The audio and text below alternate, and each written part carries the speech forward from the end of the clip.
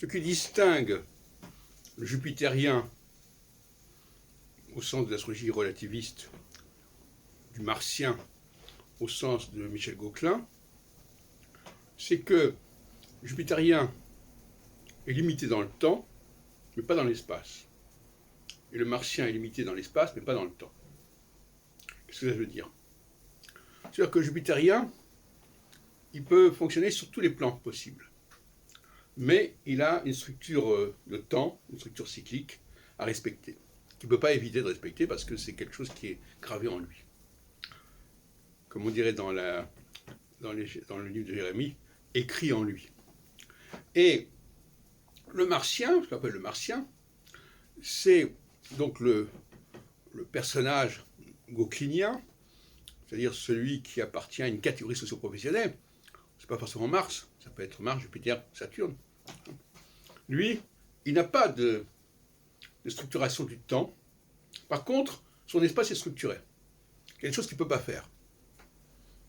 Il y a des frontières à ne pas dépasser.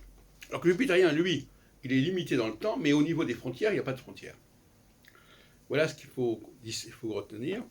Deuxièmement, un autre point intéressant, c'est que le jupitérien, il est un facteur de contingence.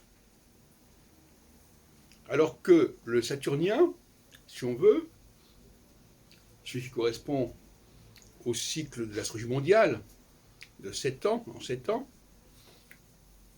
qu'a vaguement et difficilement étudié André Barbeau, enfin bref, passons, le saturnien, lui, il est dans un processus général, ce qu'on pourrait appeler un impératif catégorique au sens de Kant. C'est-à-dire que quelque chose qui est prévu pour devoir se produire de cette façon.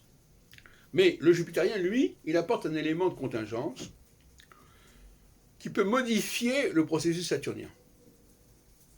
Le jupitérien va modifier le processus saturnien qui est un système qui va englober toute une société. Et le jupitérien, c'était un personnage isolé, seul. Mais comme je l'ai dit tout à l'heure, qui a une capacité d'action illimitée. Il n'y a pas de frontières, il n'y a pas de bornes. Et donc ce personnage, à lui tout seul, peut prendre le contrôle, ou en tout cas contrebalancer un processus saturnien collectif. Parce que je rappelle encore une fois, d'après mon travail, Saturne c'est le collectif, Jupiter c'est le leader. Et on sait très bien que ce sont ces deux forces qui s'opposent. D'un côté, le collectif, la démocratie, le suffrage universel, de l'autre côté, le leader. Et il faut toujours qu'ils arrivent à s'entendre entre eux. C'est assez paradoxal, puisque finalement, le suffrage universel va permettre de faire émerger le leader.